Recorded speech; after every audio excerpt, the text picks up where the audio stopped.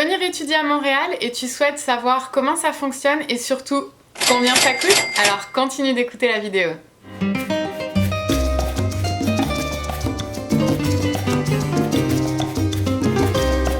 Salut, bienvenue sur ma chaîne. Allo Anaïs. Alors j'espère que vous allez tous et toutes bien. Aujourd'hui on se retrouve pour parler études et surtout budget, comment on s'en sort à Montréal. J'avais déjà eu cette idée mais Francis a relancé cette idée sur Instagram en me laissant un commentaire sous la dernière photo que j'avais postée. Alors dans cette vidéo je ne parlerai pas des visas et je ne parlerai pas des papiers administratifs pour vous inscrire dans votre école. Il y a tellement de différences en fait entre chaque situation que ça pourrait être trop compliqué en fait à en parler dans cette vidéo. Par contre le budget c'est quand même quelque chose qui est assez standard, donc c'est parti.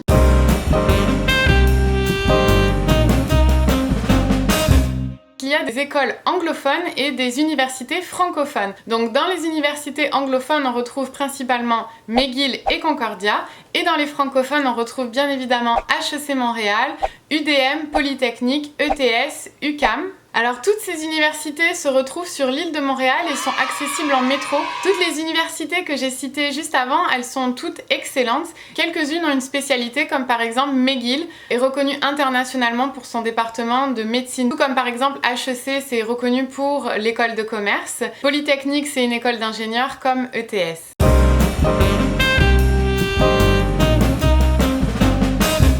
Vous avez l'année préparatoire, le BAA qui est le bac plus 3. Vous avez le certificat qui correspondrait à un bac plus 2, la maîtrise, donc comme en France, bac plus 5, DESS qui est un bac plus 4, et après évidemment il y a le niveau doctorat ou aussi appelé PhD. Alors j'ai cité ces différents programmes parce qu'évidemment en fonction de l'école et en fonction du programme dans lequel vous allez appliquer, les frais de scolarité vont varier. En barre d'infos ça va être super important d'aller voir parce que je vous ai listé toutes les écoles avec leur site internet. Donc ici ce qui est quand même assez cool c'est que tu peux faire ta rentrée scolaire évidemment en septembre, mais tu peux aussi la faire en janvier ou même parfois au mois de mai en été. Et il y a même des universités comme Concordia qui permettent de prendre des cours pendant juillet et août.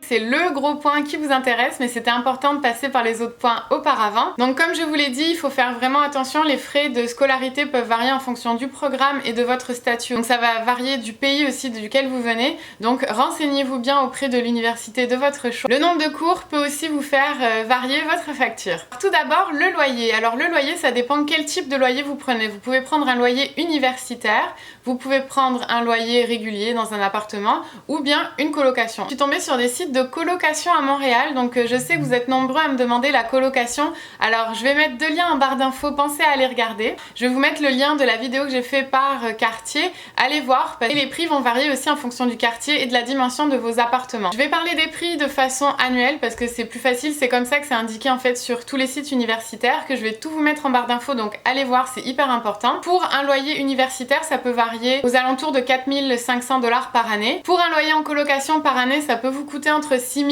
et 6 800. Un logement pour vous tout seul ça peut aller jusqu'à 9 000 $, donc évidemment en fonction encore une fois des quartiers et de la taille de votre appartement. Au niveau de la nourriture, donc là après ça dépend aussi comment vous mangez, qu'est-ce que vous aimez manger, si vous êtes végétarien ou pas du tout. Donc c'est quand même une fourchette que je vais vous donner. Nourriture, fourchette. Après évidemment c'est un estimé que je fais et je me suis aussi basée donc sur les liens qu'il y a dans les sites universitaires. Alors la nourriture à peu près en moyenne par année c'est 5 000 $.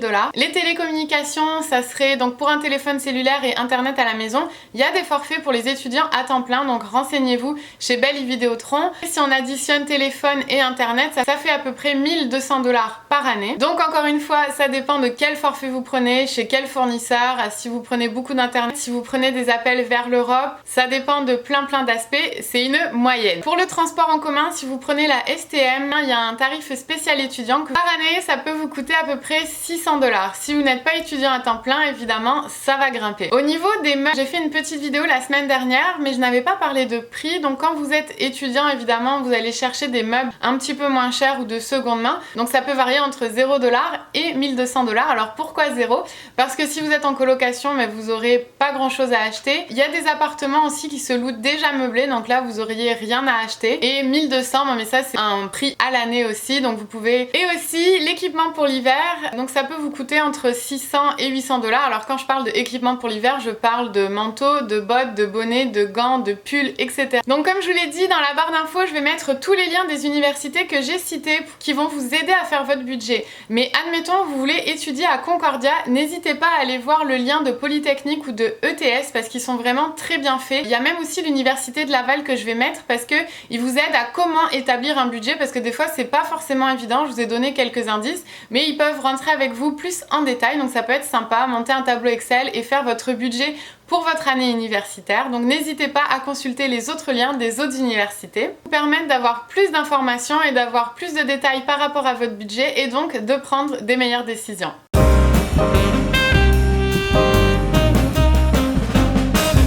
Ce qui va être aussi hyper important pour vous, surtout si vous êtes là en échange et vous êtes là pour pas longtemps, ça va être d'aller sur les groupes Facebook de votre université. Généralement il y en a plein qui vous donnent des bons plans, des bonnes astuces pour les meubles, les loyers ou même des fois des manteaux que, admettons que quelqu'un qui restait là 6 mois veut se débarrasser de son manteau, mais vous pouvez être un preneur aussi, donc il y a plein de bons plans. Impliquez-vous dans vos associations étudiantes, ça vaut vraiment le détour, vous allez rencontrer plein de monde et ça va être super sympa.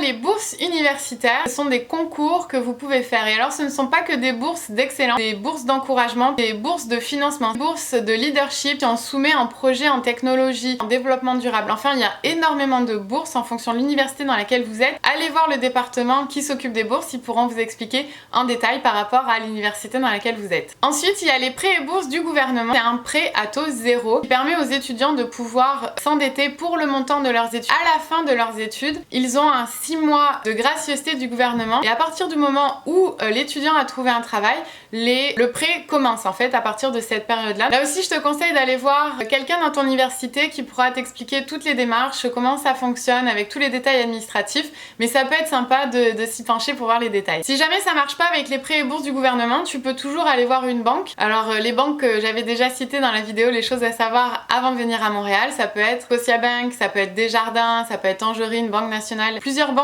offrent des prêts étudiants. Donc là par contre généralement les taux sont plus élevés. Ils vont souvent aussi demander des co-signataires, surtout si vous êtes étudiant à temps plein et que vous n'avez pas de travail, pour être garant en fait du prêt, pour être certain. À moins que vous étudiez en médecine ou que vous faites des études d'avocat, généralement c'est un petit peu moins compliqué parce qu'ils savent très bien que vous allez trouver un bon boulot et pouvoir rembourser votre prêt quand même assez facilement. Et alors là je vous conseille d'aller prendre un rendez-vous avec un conseiller en succursale directement pour faire une demande de prêt. Et si jamais les 3 solutions précédentes ne vous conviennent pas, vous pouvez toujours lier travail et études. Vous pouvez prendre 3 ou 4 cours et travailler en même temps. C'est des choses qui se font, c'est pas toujours facile, mais il y a quand même des avantages positifs. Les notions de cours peuvent être appliquées directement dans la réalité. Ça vous permet aussi d'éviter de vous endetter trop à long terme, donc ça peut être aussi une bonne option. C'est donc la fin de la vidéo, j'espère que vous aurez aimé ça et que surtout elle vous aura été utile. Alors si c'est le cas, un gros pouce en l'air comme d'habitude, partagez-la sur vos réseaux sociaux pour que vos amis en profitent aussi, et sinon on se retrouve dimanche prochain, ciao! Aussi un truc qui est vachement cool à Montréal et qui n'existe pas forcément en France, c'est la rentrée scolaire. Non c'est pas ça qui n'est pas... La rentrée scolaire, eh bien ici il n'y en a pas, voilà, pas de rentrée scolaire. Bon, tu vois le bouton rond avec ma photo? Tu peux cliquer dessus depuis ton ordinateur ou ton téléphone et ça fait un truc super cool. Vas-y, clique avec ta souris ou ton doigt. Voilà, sympa non? Beaucoup plus simple pour t'abonner.